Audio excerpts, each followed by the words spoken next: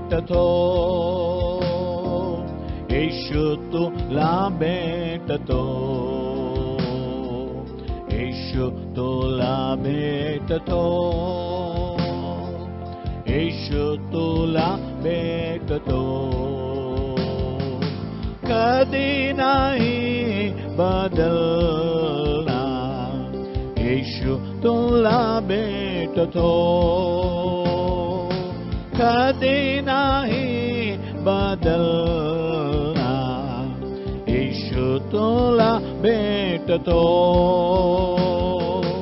आपल्या लोकांस भेटून भोजन देणार, आपल्या लोकांस भेटून भोजन देणार. आज पण तुला तृप्त करणार, आज पण तुला तृप्त करणार, येशू तुला भेटतो, येशू तुला भेटतो. आपल्या लोकांस भेटून रोग सर्व मिटवणार, आपल्या लोकांस भेटून रोग सर्व मिटवणार. आज पण तुला बरं करणार, आज पण तुला बरं करणार, येशू तुला भेटतो, येशू तुला भेटतो, येशू तुला भेटतो, येशू तुला भेटतो. आपल्या लोकांस भेटून अद्भुत करणार, आपल्या लोकांस भेटून अद्भुत करणार. आज पण तुझ्यात क्रिया करणार, आज पण तुझ्यात क्रिया करणार, येशू तुला भेटतो, येशू तुला भेटतो, येशू तुला भेटतो, येशू तुला भेटतो. कधी नाही बदलणार, येशू तुला भेटतो, कधी नाही बदलणार, येशू तुला भेटतो.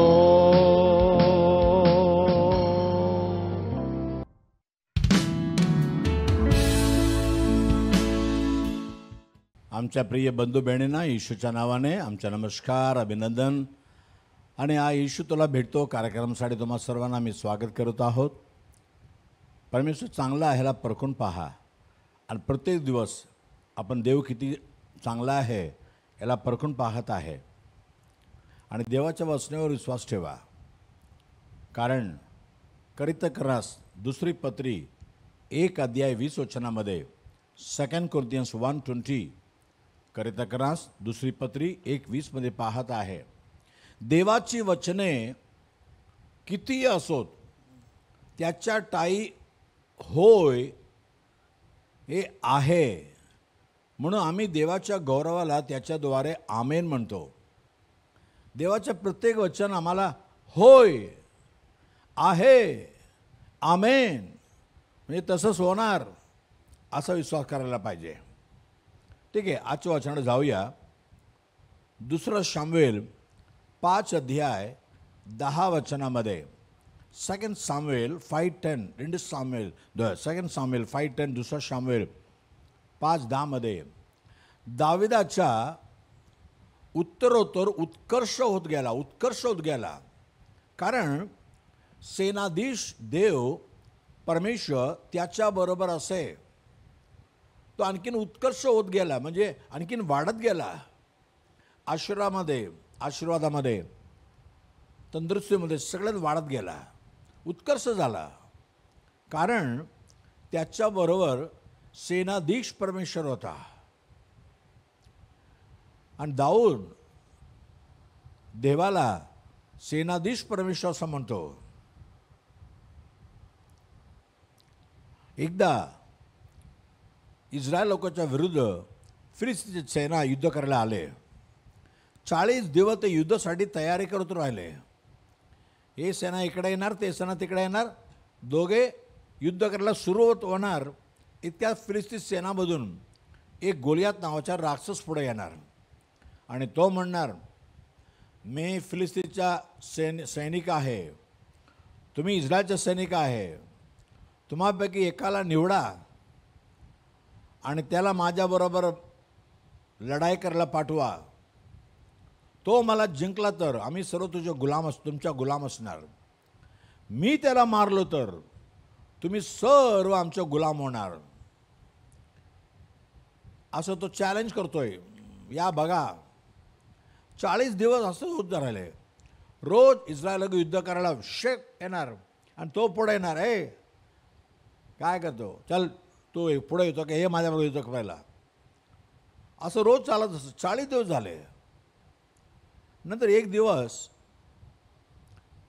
दाऊदाचा वडील म्हटला, दाऊद जरा रणस्थानामध्ये जा, तुझ्या भाऊ, कारण दाऊदाचा 3 भाऊ सेनामध्ये होते, त्यांना जाऊन भाऊ आणि विचार, तुम्ही सुखी आहात का, बरं आहेत का. अरे काय कबर पाठवलं नाही, 40 दिवस काय युद्ध होत आहे का नाही काय माहीत नाही, तू विचारपूस करून ये आणि त्यांच्याकडून काही चिन्ह घेऊन ये. तू त्यांना भेटला का, कुठं फिरायला गेला आम्हाला काय माहीत आहे बा. तू त्यांना भेटल्यानंतर त्याच्याकडून काहीतरी घेऊन ये, म्हणजे मला माहिती पाहिजे, मला कळलं पाहिजे की युद्धाला तू जाऊन आलास. आणि त्यांच्यावर एक सेनापती असेल ना, त्याला पण खाऊ घेऊन जा. आणि सगळं दाऊद घेऊन गेला. आणि जाताना आपल्या मेंढरांना सुखरूपी एक पारा करणारा वॉचमनच्या हातात घेऊन गेला. पहिला शामिल 17:20 फर्स्ट शामिल 17:20, पहिला शामिल 17:20 दाऊद सकाळीच उठला व शेरडे मेंढरे एका राखणाऱ्याच्या हवाली करून इशायाच्या वडिलांनी त्याला सांगितल्याप्रमाणे सर्व वस्तू घेऊन गेला. सेना रणशब्द करीत रणभूमीकडे चालली असता तो सैन्याच्या चावणीजवळ जाऊन पोचला. किती जबाबदारीचा आहे बघा. तरी त्याचा भाव त्याला ओरडतो, तोरला भाव, मोठा भाव. पहिला शामिल 17:28 फर्स्ट शामिल 17:28 त्याला बघून ओरडतो. दाऊद त्या लोकांशी बोलत होता ते त्याचा वडील भाव, मोठा भाव अलियाब याने ऐकले.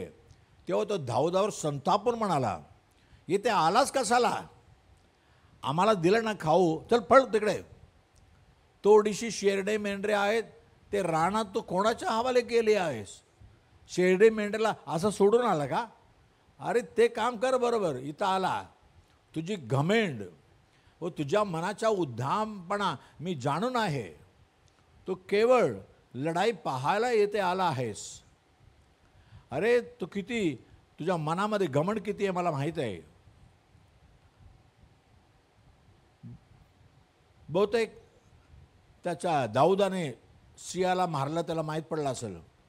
अरे सियाला जाऊन मारतो, हा काय आपल्याला स्वतःला काय समजतो तो. अरे उद्या दुसरे सिंह येऊन आम्हाला मारलं तर काय करणार, हा काय. पण दाऊद त्यांचा विचार नाही. दाऊद म्हणतो, मी आलं तर कारण आहे ना. पहिला शामिल 17:29 फर्स्ट शामिल 17:29 पहिला शामिल 17:29 दाऊद म्हणाला, मी काय केलं, मी काय चुकी केलं.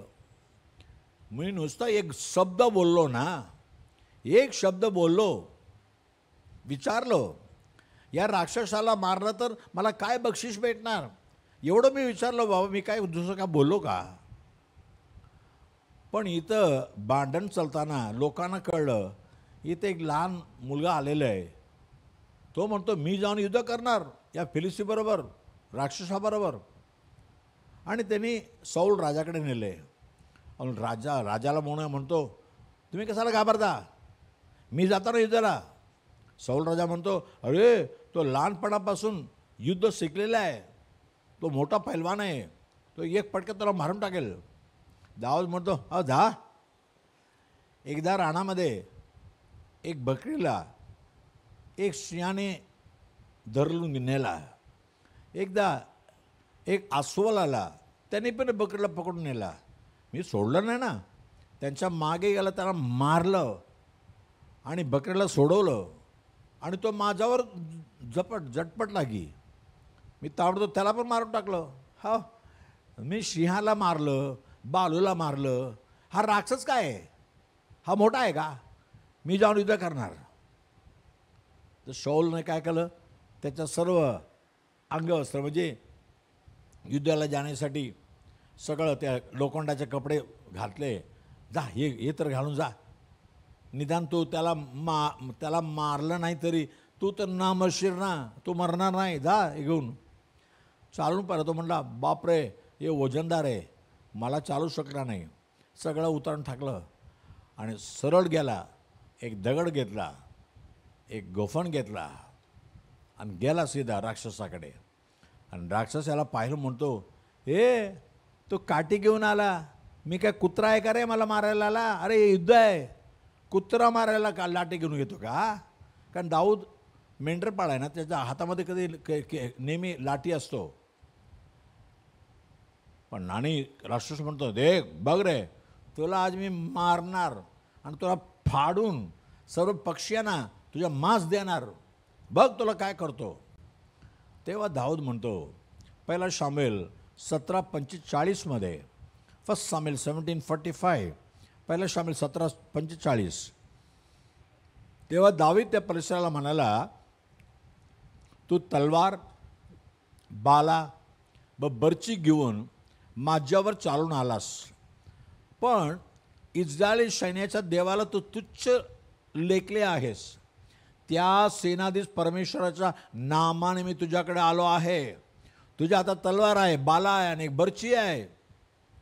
युद्ध करायला तलवार आणि बाला आहे आणि तुला वाचवायला बर्ची हातात घेतलेलं आहे.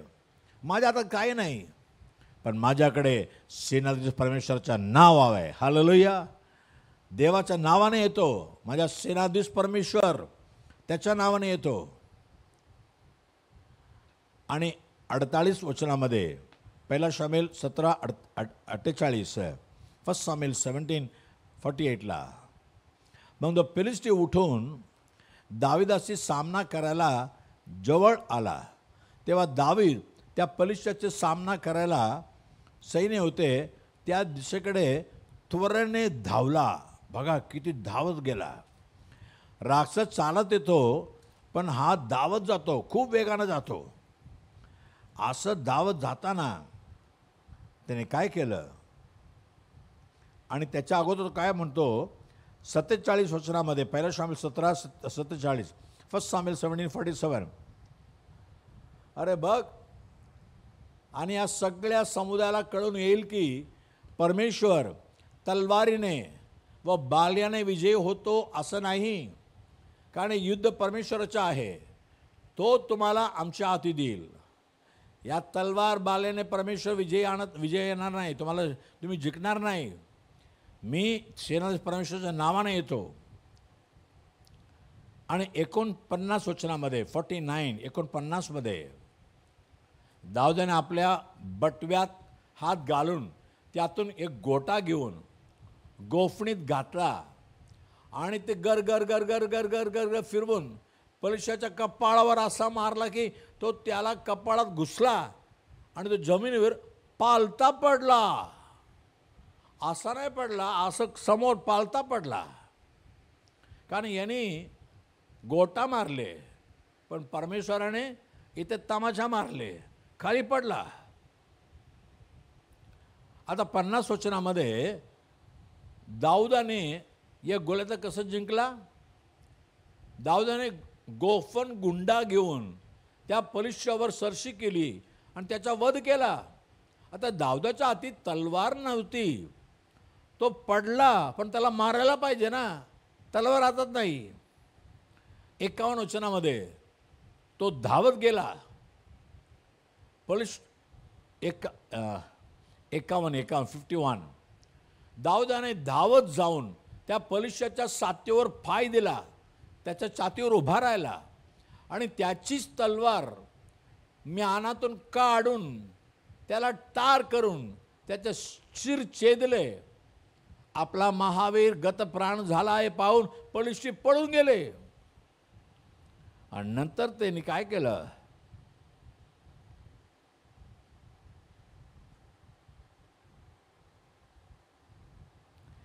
आता सौलाच्या डोकं त्याच्या हातात आहे.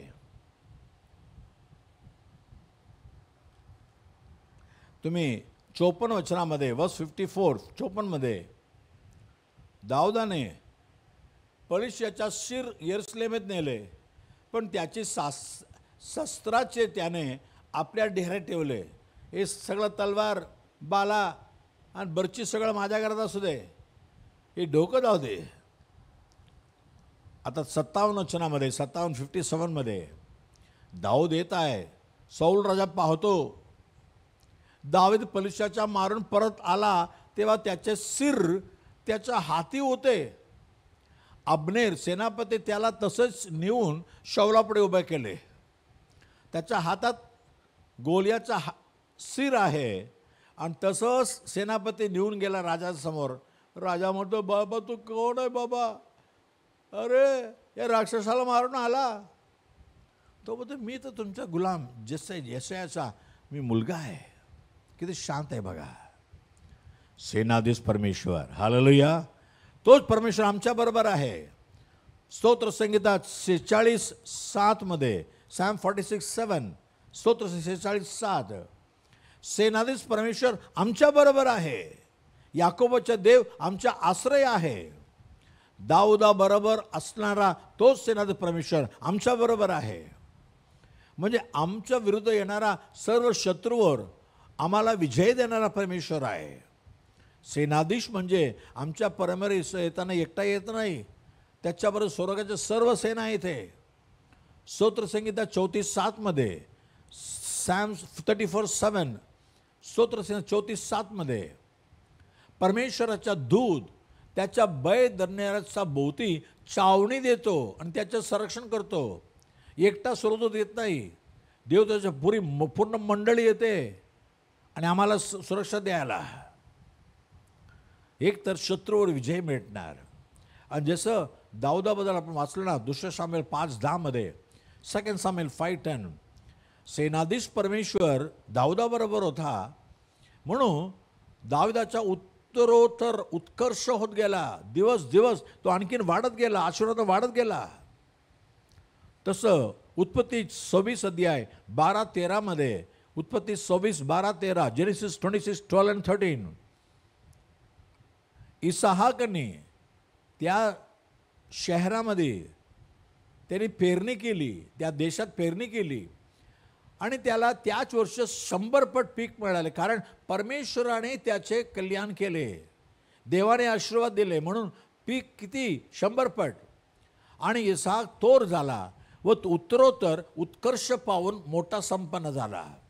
जसं दाऊद उत्कर्ष होत गेला, इसहाक ज्या देशामध्ये गेला, देशामध्ये दुष्काळ आहे, पण तिथं सुद्धा देवाने त्याला उत्कर्ष केला. कारण काय? त्या उत्पत्ती 26 अध्याय 28 वचनामध्ये त्या अभिमेक राजाने एक गोष्ट त्याला कळलं. तो म्हणतो, अभिमेलेक राजा, परमेश्वर तुमच्या बरोबर आहे हे आम्हाला स्पष्ट दिसून आले आहे. म्हणून आम्ही विचार केला की आपल्यामध्ये म्हणजे आमच्या तुमच्यामध्ये आणभाग व्हावी आणि आम्ही तुमच्याशी करार करावा. तुमच्याबरोबर परमेश्वर आम्हाला कळून आलं. कारण काय, एवढं उत्कर्ष तुम्ही कसं झालं? दुष्काळ पडलेला आहे, देशामध्ये अन्न नाही आहे, पण तुमची वाढ कसं झाली? माझ्या प्रिय बंधू बहिणींनो, जसं दाऊदाबरोबर परमेश्वर होता, सेनाधीश परमेश्वर होता, दाऊदाचा उत्कर्ष झाला. इसाकाबरोबर परमेश्वर होता, त्याच्या उत्कर्ष झालं.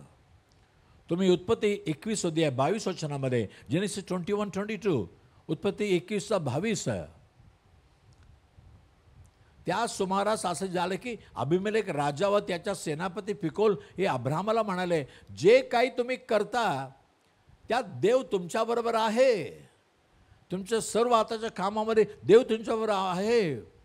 तुमच्या नोकरीमध्ये, तुमच्या छोटीशी धंद्यामध्ये, भले मोठं मोठं धंदा करणारा माल ठेवलेला आहे, मोठं काय म्हणतात डिपार्टमेंट स्टोअर ठेवलेला आहे, तुमच्या लहानसा बाजीचं दुकान आहे, तुम्ही रस्त्यावर आहे, तरी घाबरू नका. तुम्ही करणार प्रत्येक कामात देव तुमच्यावर असायला पाहिजे. देव तुमच्यावर असताना काय होतो, अब्राहमबरोबर परमेश्वर होता. राजा म्हणतो, अरे तू जे काय करेल ना, देव तुझ्याबरोबर आहे. उत्पत्ती 24 अध्याय 1 वचनामध्ये, जेनेसिस 24:1, उत्पत्ती 24:1 मध्ये, अब्राहम आता वयस्कर झाला, वृद्ध होऊन अगदी वयाधीत झाला. परमेश्वराने अब्राहमाला सर्व बाबतीत आशीर्वाद केले होते. त्याच्या वय झाले, पण आशीर्वादाला, देवाच्या आशीर्वादाला, देवाच्या प्रवचनाला वय नाही झाले. अहो, तुम्ही वयस्कर होऊ शकता. वयस्कर झाल्यानंतर तुमचा पगार पाणी कमी होतो. तुम्हाला जास्त पगार देणार नाही. अरे तो म्हातारा आहे, तो काय काम करू. पण देवाचा आशीर्वाद असा नाही आहे. तुम्ही जवान असो, तुम्ही म्हातारा असो, पण देव तुम्हाला आशीर्वाद करतच राहणार. हालेलुया. दिवस देव तुम्हाला वाढत राहणार. उत्पत्ती 24 अध्याय 35 वचनामध्ये, जेनेसिस 24:35, उत्पत्ती 24:35, परमेश्वराने माझ्या धन्याच्या अब्राहमच्या फार कल्याण केले आहे. तो तोर आहे. त्याने त्याला गुर्रे, मेंढरे, सोने, रुपे, दास दासी, ऊंट व गाढवे गाढवे दिले आहेत. कारण देवाने त्याचे कल्याण केले. कल्याण म्हणजे देवाने त्याला आशीर्वाद केले. माझ्या प्रिय बंधू बहिणींनो, सेनाधीश परमेश्वर तुमच्या बरोबर आहे.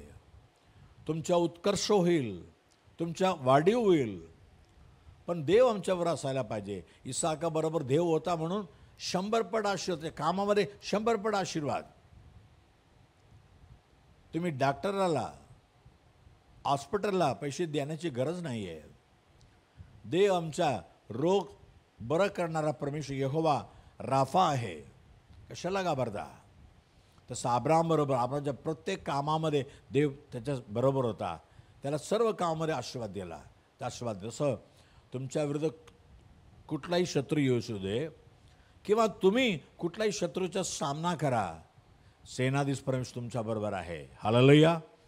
तुम्ही इतर काय सांगू नका, मी काय बघ किती पैलवान नाही, माझ्याबरोबर देवाचं नाव आहे, त्याच्या नावाने येणार. स्तोत्र संहिता 20 अध्याय 5 वचनामध्ये, Psalms 20:5, स्तोत्र 20:5 मध्ये, तुला मिळालेल्या तारणामुळे आम्ही उत्सव करू आणि आमच्या देवाच्या नावाचा ध्वज उभारू. तुझ्या सर्व मागण्या परमेश्वर पूर्ण करो. देवाच्या नावाचा ध्वज उभारा. आणि ते पुढे एक वचन वाचून मी प्रार्थना देतो मला. त्या 20 अध्यायामध्ये दाऊद म्हणतो, स्तोत्र संहिता 20:7 वचनामध्ये 7 कोणी रथाची व कोणी घोड्यांची बडाई मारतात. आमच्याकडे इतकं रथ आहे बाबा, इतका घोडा आहे, माझ्याकडे इतकं हत्यार आहे, तलवार आहे. पण आम्ही तर आमच्या देव परमेश्वर याच्या नावाचे प्रशंसा करू. आमच्याकडे तलवार नाही, बाला नाही आहे, बर्ची नाही आहे, पण देवाचं नाव आमच्याबरोबर आहे. आणि पुढच्या 8 वचनामध्ये, ज्याने आपल्या सेनेची गमन केली ते वाकून खाली पडले आहेत, आम्ही तर उठून ताठ उभे आहोत. सेनाधीश देवाचं नाव घ्या, त्याच्या नावावर विश्वास ठेवा, तुम्ही ताठ उभा राहणार आणि शत्रू खाली पडेल. आपण प्रार्थना करणार आहोत. सेनाओं का यहोवा हमारे संग संग है, याकूब का परमेश्वर हमारा ऊंचा गढ़ है. सेनाओं का यहोवा हमारे संग है, याकूब का परमेश्वर हमारा ऊंचा गढ़ है. लाजर को जिसने जिलाया, जक्के को जिसने बचाया, ओ लाजर को जिसने जिलाया, जक्के को जिसने बचाया, उसके लिए सब संभव. वो यहोवा हमारे संग संग है, उसके लिए सब संभव. वो यहोवा हमारे संग संग है, सेनाओं का यहोवा हमारे संग संग है. याकूब का परमेश्वर हमारा ऊंचा गढ़ है, सेनाओं का यहोवा हमारे संग संग है. याकूब का परमेश्वर हमारा ऊंचा गढ़ है. आपण देवाकडे पाहूया. फक्त